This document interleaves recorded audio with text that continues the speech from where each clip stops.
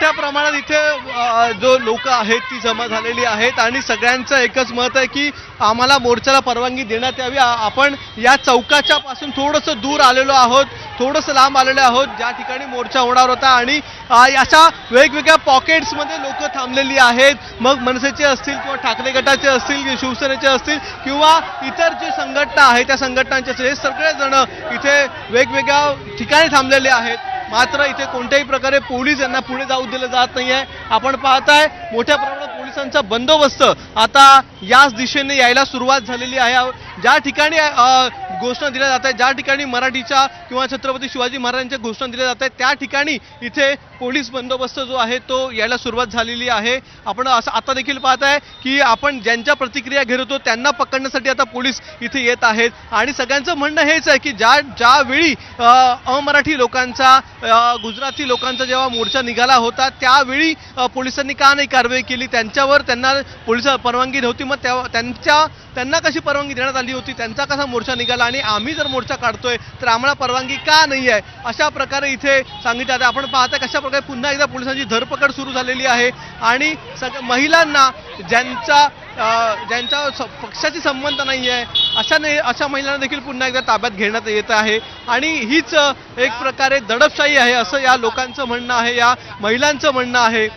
कोणत्याही प्रकारे आज मोर्चा काढला जाईल, मात्र पोलिसांची दडपशाही सहन केली जाणार नाही। जर त्यांच्या मोर्चाला परवानगी नव्हती तर आमच्या मोर्चाला देखील परवानगी देण्यात यावी असं या महिलांकडून सांगण्यात येते, असं या लोकांकडून सांगण्यात येते। पाहूयात आज हा जो मोर्चा आहे तो खरंच एक वेगळा आणि या संपूर्ण ज्यावेळी अधिवेशन सुरू आहे त्या अधिवेशनाच्या वेळी एक अतिशय उग्र असा मोर्चा हा आपल्याला बघायला मिळतो आहे। मात्र पोलीस कुठेही इथे कोणालाही थांबू देत नाही आहेत, कोणालाही उभं राहू देत नाही आहेत आणि सगळ्यांना वाहनांमध्ये भरून, कधी बसमध्ये, कुठे रिक्षामध्ये भरून इथे नेलं जातं आहे, वेगवेगळ्या पोलीस स्टेशनला घेऊन नेलं जातं आहे। आपण पुन्हा एकदा त्याच चौकात जाऊया ज्या चौकामध्ये मगासपासून आंदोलन सुरू होतं, त्या चौकाच्या दिशेने आपण आता जाऊया, पाहूयात त्या चौकात सध्या काय परिस्थिती आहे। कारण की अनेक लोक जे थांबलेले होते वेगवेगळ्या भागांमध्ये त्या सगळ्यांना इथून बाजूला केलेलं आहे, त्यामुळे अनेक गल्ल्यांमध्ये अनेक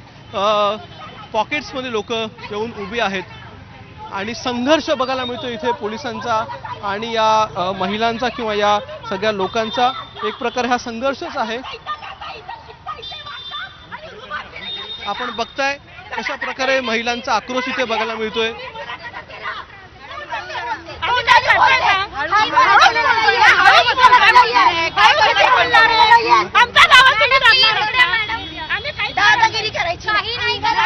मॅडम त्यांना पकडताय कशाला? मॅडम त्यांना पकडताय कशाला?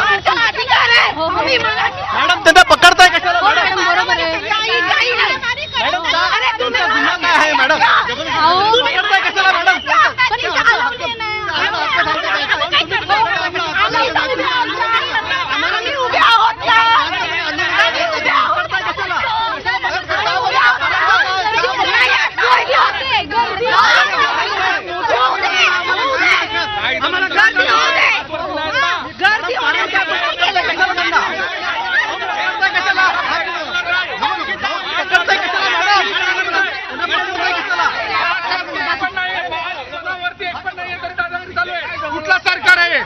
कुठलं सरकार आहे? गुजरातचं सरकार आहे का?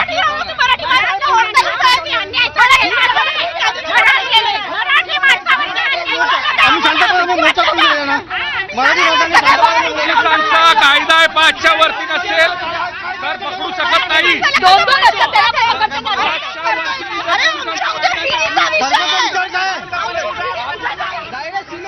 आपण पाहताय की कशा प्रकारे पोलीस इथे कारवाई करताना दिसून येत आहेत। कारण दिलं जात नाही, नेमकं काय कारण आहे, मात्र पोलीस ह्या सगळ्या कार्यकर्त्यांना, महिला असतील किंवा पुरुष असतील, सगळ्यांना इथे पकडतायत आणि त्यांना ताब्यात घेऊन इथे नेलं जातं आहे।